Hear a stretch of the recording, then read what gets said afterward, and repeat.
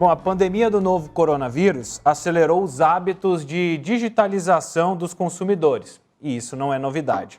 Mas junto veio o aumento das tentativas e ocorrências de crimes digitais, operações coordenadas para roubar dados confidenciais e golpes financeiros envolvendo WhatsApp, são alguns dos tipos de cyberataques previstos para assolar os computadores ou os equipamentos eletrônicos de acesso à internet em 2021. E quem vai analisar um pouco mais sobre esse assunto é o advogado especialista em direito digital e proteção de dados pessoais, Rafael Maciel. Seja muito bem-vindo, Rafa. Obrigado, eu que agradeço mais uma vez o convite, é uma satisfação falar com vocês. Rafael, o que te preocupa mais com relação a esta questão de crimes cibernéticos para 2021? Bom, você disse bem a respeito da questão da pandemia que acelerou este processo de migração para o meio digital, ou seja, nós temos cada vez mais atividades no meio digital, né, talvez que seriam apenas migradas definitivamente, como as reuniões de trabalho, home office, operações bancárias e várias outras operações com órgãos governamentais que aceleraram, né, os serviços públicos, de uma maneira geral, também que se aceleraram com a pandemia. Mas em 2021 nós temos um ponto ainda mais agravante, que é a própria legislação de proteção de dados, que não deixa de, embora a visão dela é uma proteção a essas informações pessoais, acaba, como cria uma série de obrigações para as empresas, acaba tornando-se também a motivação de um crime cibernético, mas a legislação ela acaba motivando muitos criminosos a extorquir as empresas e acabam também, então, utilizando essa necessidade que as empresas têm de proteger essas informações para também atacar os dados no ambiente da empresa. Quem está mais vulnerável hoje? E quem está mais sensível a sofrer os ataques? Quem está no alvo, no campo de radar? Pessoa física ou pessoa jurídica? Olha, os ataques voltados para extorsão estão muito focados nas empresas, por conta da LGPD. Eu não dizer que é por conta da LGPD, mas por conta da necessidade que as empresas têm de ter um ambiente seguro, então elas estão sujeitas a sanções em caso de vazamento, então elas acabam ficando mais sensibilizadas a efetuar algum pagamento, mas ainda assim eu entendo que as pessoas físicas são os principais alvos, né? Porque nós estamos falando de golpes de todo dia, golpes para clonagem de um celular, golpes para pedir dinheiro, golpes de boleto falso, e que aí aproveita-se de uma vulnerabilidade de conhecimento das pessoas acerca dos riscos na internet, né? Ou seja, as pessoas elas utilizam o mecanismo, utilizam as ferramentas, sabem conversar, utilizar, especialmente pessoas mais idosas, porém, quando recebem alguma informação, tendem a acreditar nessa informação cegamente, como se ali fosse uma fonte fidedigna. Aí é um problema desde fake news até, claro, cair num golpe. E, Rafael, a gente fala muito de novo normal e ouve muito sobre novo normal nesse pós-pandemia. Com relação a este comportamento, a hábitos, o que nós, cidadãos, precisamos ter como consciência que faz parte desse novo normal no ambiente digital? Bom, a gente tem que entender que a partir de agora, cada vez mais nossa vida é digital. Mas isso não significa uma renúncia à privacidade e à proteção das nossas informações. Nós temos uma primeira proteção, uma camada de proteção, que nós somos nós mesmos, são os cuidados e a conscientização que nós precisamos ter. O que eu vejo muito positivo, que eu tenho visto, por exemplo, com o caso aí do WhatsApp, do Facebook, né, do compartilhamento de dados, as pessoas preocupadas, de todos os níveis de conhecimento, preocupadas com esse compartilhamento dessas informações, Então, é um ponto positivo. E também cuidar, entender que ali as suas informações estando no ambiente digital, elas estão acessíveis se tiver conectado à internet, para o mundo todo. Então, usar senhas mais seguras e sempre com softwares atualizados, antivírus também atualizados, para proteger essa informação. Não é para fazer um cenário de terrorismo, mas a gente precisa ter cuidados com essas informações, sim, porque a nossa vida está cada vez mais online. Rafael, você tocou num ponto interessante com relação a essa questão dos dados, né? Não tão ligados à questão de crimes cibernéticos, mas que tem agitado o mercado das redes sociais. Esse movimento de compartilhamento de dados do WhatsApp com o Facebook, o que é realmente isso que provoca esse movimento forte para o Telegram, né? E é para tanto? As pessoas têm que se preocupar, abandonar o WhatsApp e ir para outro aplicativo? Esse contexto está exagerado? Não está? É isso mesmo? Não, eu acredito que talvez a mudança precipitada para outros aplicativos pode ser um problema, né? Mas eu acho que a gente tem que analisar primeiro para onde que vão as pessoas, porque também não adianta você estar sozinho na aplicação, você vai acabar sendo forçado a voltar ali para aquela onde que estão as principais relações. Agora, nessa questão aí, o que deve ser, as pessoas, na verdade, estão certas em se preocupar, tá? Elas têm que se preocupar mesmo, e a gente espera que as autoridades tomem as providências cabíveis, porque é claramente um ato abusivo da rede social de vincular ali um consentimento a uma finalidade que não é necessária para utilizar esse aplicativo. Viola o Código de Defesa do Consumidor, como também viola a Lei Geral de Proteção de Dados Pessoais.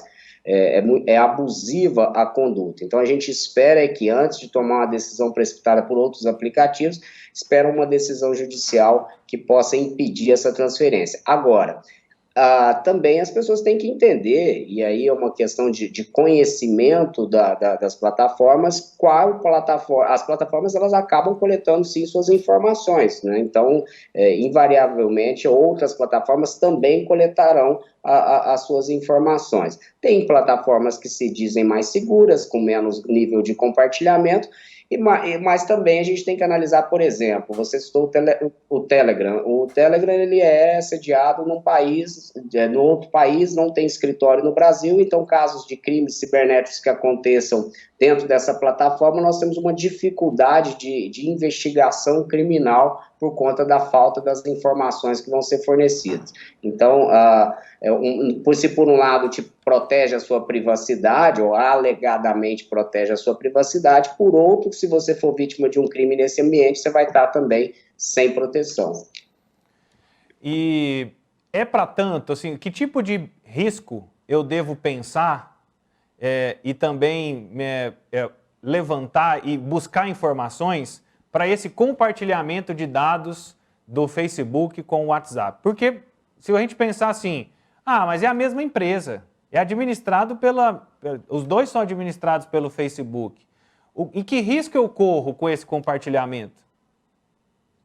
Na verdade, é um risco de receber mais marketings direcionados, né, mais informações o tempo todo, um detalhamento da sua vida. Esse cruzamento dessas informações ele passa a traçar um perfil comportamental seu muito mais assertivo, porque você tem as pessoas também que conversam com você dentro do WhatsApp. E como a gente está falando de crime cibernético, quanto mais informações sobre uma pessoa, se esses dados vazarem, as pessoas também estão sujeitas a um dano maior. Então, o próprio Facebook, ele contraria um princípio que a gente chama, que é o princípio da minimização, né? Ele está coletando cada vez mais dados, tornando-se um ambiente absolutamente hostil, porque pode, sim, haver uma utilização indevida e ferir as nossas liberdades individuais, né? Seja por criminosos ou seja por um excesso de divulgação, excesso de uso dessas informações para finalidades de marketing. E essas empresas, elas tradicionalmente não são muito transparentes, né? Então a gente não sabe efetivamente como ela vai compartilhar esses dados para outras organizações ou empresas que vão ofertar publicidade. Agora, o que eu acredito nisso, assim, é claro que a gente não tem que fazer esse terrorismo todo, porque isso eu lembro muito do aplicativo daquele Face App, né? Aham. As pessoas, eu preocupo com esse aplicativo, mas ninguém vai lá e lê a política do Instagram, que já tem uma série de dados que coletam sozinho ali, seu, e que já compartilha com o Facebook há muito tempo. A questão que se põe é que é abusivo. Eu escolhi o WhatsApp, que não tem essa publicidade, é uma plataforma para comunicação, não é uma rede social, que é diferente, claro, do Instagram, que a gente usa uma rede social, vai compartilhar com a outra. Mas, assim, as pessoas se preocupam com esse ponto, mas assim que vem um joguinho numa rede social, ou um quiz que seja para saber hábitos, né? Se você é lá, qual princesa da Disney que se você parece qual personagem dos Simpsons, as pessoas clicam, jogam e não se preocupam com a privacidade. Então, a preocupação com a privacidade, ela tem que ser em todas as esferas. Não adianta você se preocupar só nesses momentos e esquecer todos os demais quando você baixa uma variedade enorme de aplicativos no seu celular que você não sabe nem de quem e muito menos você sabe que dados coletam. Pelo menos, nessa situação que a gente está falando do WhatsApp, Facebook, nós estamos falando de empresas que têm sedes, que têm escritórios representativos no Brasil e que podem responder a eventual demanda judicial. E aqueles outros tantos de aplicativos que a gente não sabe nem de quem é a empresa, e muito menos essa empresa tem sede no Brasil. Rafael, a gente tem dados, né, de pesquisas, levantamentos que estimam que o aumento dos crimes cibernéticos vai girar na casa de 10% a 15% em 2021. A gente pode dizer que o Brasil tem mais ou menos risco que outros países, por exemplo, nesse caso? Não, o Brasil não tem um maior risco. O Brasil ele tem uma boa polícia para investigar quando acontece o crime, ou seja, a Polícia Federal, quando o crime é de competência da Polícia Federal, é uma das melhores do país. Nós temos uma deficiência das polícias estaduais por conta do volume. Eu diria que o Brasil é um alvo porque as pessoas são muito adeptas às redes sociais, né? Isso é natural do brasileiro se comunicar, postar muita coisa, e quando a gente está sujeito a isso, a gente acaba estando sujeito não só a crimes mais elaborados que vão tentar pegar esses dados pessoais, mas esse crime do dia a dia que pode fazer uma extorsão, roubar sua conta numa rede social para postar conteúdo indevido e aí depois ficar pedindo dinheiro para isso, ou clonar um WhatsApp, porque os brasileiros são muito sociais, né, assim, são muito comunicativos e gostam das redes sociais. Não é à toa que é uma das principais bases, das principais bases de clientes das principais redes sociais do mundo. Rafael, e como você disse no início, nós somos o principal filtro. Como eu me defendo? Que comportamento eu devo assumir? Que regras eu preciso assumir para que eu não passe ileso, mas eu evite? Né? É mais ou menos igual a Covid. Se você usa máscara, higieniza, mantém o distanciamento social, você diminui drasticamente o risco de contágio. Que comportamentos são esses esperados dentro do ambiente digital para que eu diminua a minha chance de também ter problemas com crimes cibernéticos? Não, muito bom. Eu acho que esse é um dos principais papéis que a gente tem que fazer, é levar essa informação e educação para as pessoas.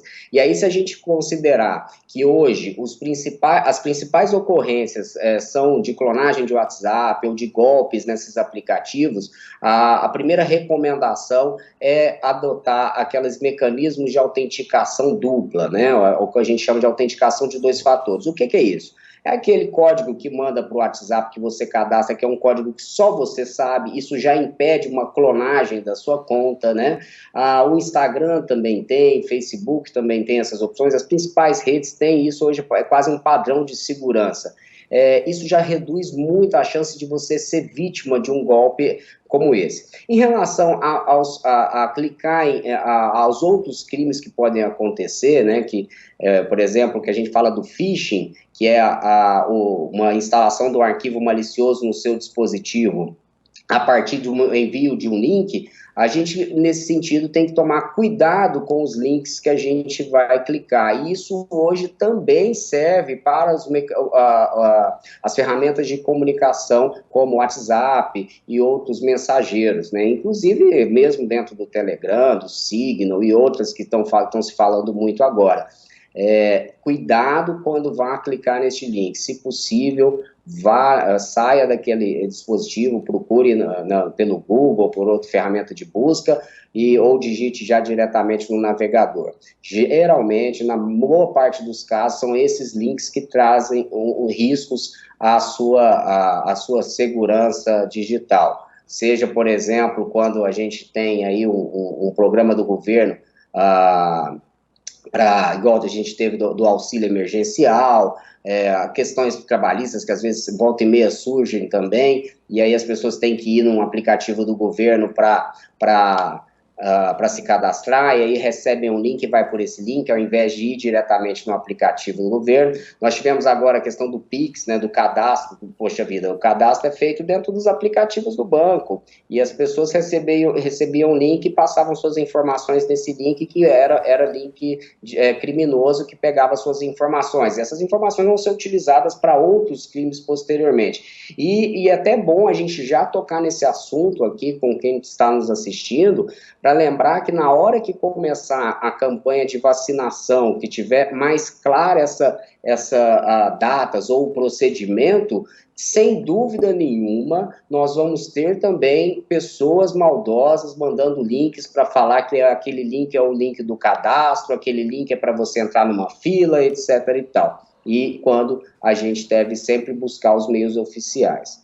Buscar informação, acho que esse é o principal. Rafael, muito obrigado pela disponibilidade, pela participação. É um tema realmente sensível, a falta de informação e muitas vezes a falta de domínio das redes sociais, mas das informações que estão por trás da rede social, causam muitos transtornos. Eu costumo até brincar que internet não é para amadores, né? Então, assim, a gente vê áudio que você manda e que não deveria, mensagem, enfim, tem uma série de comportamentos que a gente precisa ter uma etiqueta. E cuidado com o que você recebe faz parte dessa etiqueta de bom comportamento nas redes sociais. Sem dúvida, e parabéns à Sagres, que não é a primeira vez, tem feito esse tipo de debate com uma certa frequência. Isso é muito bom, porque nós precisamos levar a educação digital. Educação digital não é inclusão digital. Educação digital é ensinar como se portar nesse ambiente. Sim, cuidado com o que vai clicar, mas também pense naquilo que você vai enviar. Pense antes de postar, para também não cometer crimes contra outras pessoas. Rafael, muito obrigado pela sua disponibilidade de participar conosco aqui na Sagres. Tenha um ótimo final de semana e até uma próxima.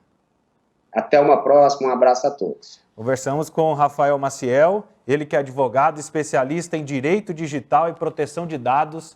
A gente falando um pouco sobre esse cenário preocupante para 2021 e que só cabe a nós, né, conseguir lidar com essa situação. Nós temos um papel muito importante para evitar que possamos perder dados, que tenhamos problemas na internet.